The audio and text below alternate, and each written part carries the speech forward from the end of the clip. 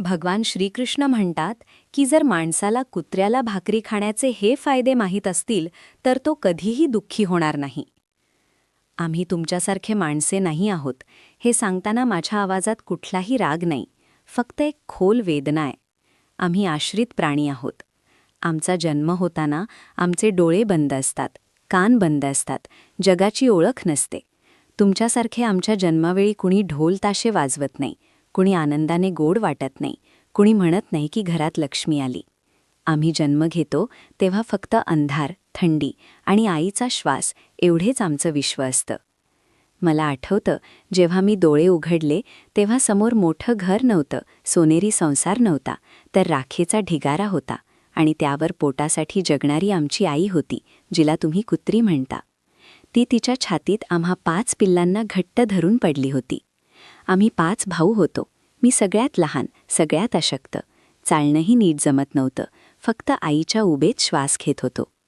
आई आमच्याकडे सारखी राहू शकत नव्हती, कारण तिलाही जगायचं होतं. ती जर खाल्ली नाही तर आम्हाला दूध मिळणार नव्हतं. आम्ही 5 जीव एका शरीरावर अवलंबून होतो.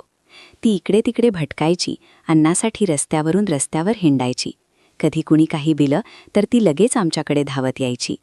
ती कितीही थकलेली असली तरी आमच्या भोवती फिरत राहायची. रात्र झाली की ती झोपायची नाही. गावाच्या सीमेवर उभी राहून शेतांची राखण करायची. एखादा माणूस किंवा जनावर शेतात घुसलं तर ती भुंकून त्याला हकलून लावायची.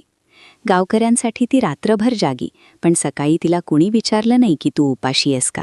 उलट तिच्या भुकेसाठी तिला सौदेबाजी करावी लागली. किती वेळा लोकांनी तिला काठ्यांनी मारून हाकललं.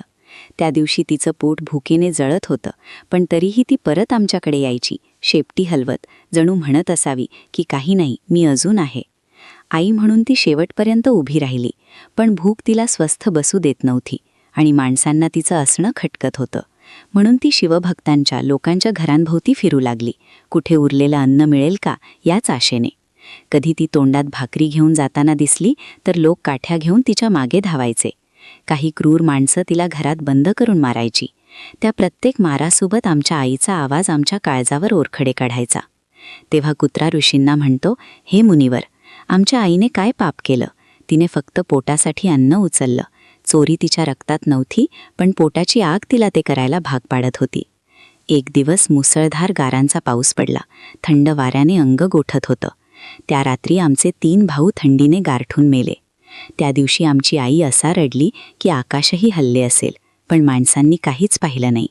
तेव्हा कुत्रा पुढे म्हणतो, हे मुनिवर, त्या दिवसानंतर फक्त आम्ही दोघे उरलो. आई आम्हाला डोळ्यात तेल घालून जपू लागली. तिचं प्रत्येक पाऊल आमच्यासाठी होतं. एक दिवस त्याच गावात एका साहेबांच्या घरी मोठी मेजवानी होती. गोडधोड पक्वान्नांचा वास सगळीकडे पसरला होता. पाहुण्यांची रेलचेल होती. आई भुकेने वेडी झाली होती. ती जवळ जाताच लोक तिला शिव्या घालून हकलायचे, पण त्या सगळ्या लोकांपैकी कुणीतरी एक जरी तिला एक पोळी दिली असती तर त्यांचं काय गेलं असतं. अंगणात जेवण सुरू असताना जेवण वाढणारा आत गेला आणि आईने संधी साधली, पण लोक ओरडले, काठ्या उचलल्या. आई घाबरली, इकडे तिकडे पळू लागली. बाहेर जायचा रस्ता बंद झाला आणि ती जेवत असलेल्या लोकांच्या मधून धावत गेली. हे मुनिवर, लोक जेवत होते हे पाहून आईला आश्चर्य वाटलं नाही, पण सगळे लोक उभे राहिले, खाणं सोडलं आणि म्हणू लागले की कुत्र्याने अन्न ओलांडलं म्हणून जेवण भ्रष्ट झालं. चर्चा सुरू झाली, रडारड झाली. काही म्हणाले, अन्नाला कुत्र्याचा स्पर्शही झाला नाही, मग कसं खराब झालं? शहरात कुत्रे घरात झोपतात, मग इथे काय बिघडलं? पण मोठ्या घरांच्या लोकांनी ऐकलं नाही. अन्न गरिबात वाटलं गेलं, बाकी टाकून दिलं. त्या दिवशी पहिल्यांदा आमच्या आईचं पोट भरलं. तिला आयुष्यात न मिळालेला आनंद मिळाला, पण तो आनंद क्षणिक ठरला. जेवणानंतर ते साहेब काठी घेऊन आले. रागाच्या भरात त्यांनी आमच्या आईला बेदम मारायला सुरुवात केली. पळायची संधीही तिला मिळाली नाही. तिचा आक्रोश गावभर घुमला. शेवटी काही लोक आले. त्यांनी समजावलं, भुकेने माणसाची बुद्धीही भ्रष्ट होते, हा तर प्राणी आहे असं म्हणत त्यांनी त्याला थांबवलं. त्या रात्री आई लंगडत आमच्याकडे आली आणि सगळं सांगितलं. तेव्हा आम्हाला उमगलं की आमचं आयुष्य किती वेदनेने भरलेलं आहे. फक्त एका भाकरीसाठी आम्हाला चोरासारखं मारलं जातं. आमच्या वेदनांची कुणालाच पर्वा नाही. पुढे कथा भगवानांच्या संवादात जाते. कुत्रा सांगतो की एक दिवस एक गरीब ब्राह्मण गावाबाहेर राहायला आला. त्याने पीठ मळलं, डाळ शिजवायला ठेवली आणि पाणी आणायला गेला. आईने पीठ पाहिलं. मालक नसावा असं वाटून ते खायला सुरुवात केली. ब्राह्मणाने पाहिलं आणि दुःखाने तो रडू लागला. तोही उपाशी होता. लोक म्हणाले, हीच कुत्री काल साहेबांचं जेवण खराब करून गेली. ब्राह्मणाने काठी उचलली. आईला पीठ खायलाही मिळालं नाही आणि मारहाण मात्र मिळाली. ती अनेक महिने लंगडत राहिली. तेव्हा मला समजलं की माणूस किती स्वार्थी असतो. यानंतर भगवान शिव पार्वतीला सांगतात की कुत्र्यांना अन्न खाऊ घालण्याचे किती मोठे आध्यात्मिक आणि कर्मफलदायक अर्थ आहेत. कुत्र्यांना अन्न देणं म्हणजे फक्त दया नाही, तर संतुलन आहे. देवाने ठरवलेला नियम विसरून माणूस स्वतःसाठीच सगळं घेतो. त्यामुळेच दुःख वाढतं. कुत्र्याला भाकरी दिली तर शनीचा अशुभ प्रभाव कमी होतो. घरातील नकारात्मकता दूर होते.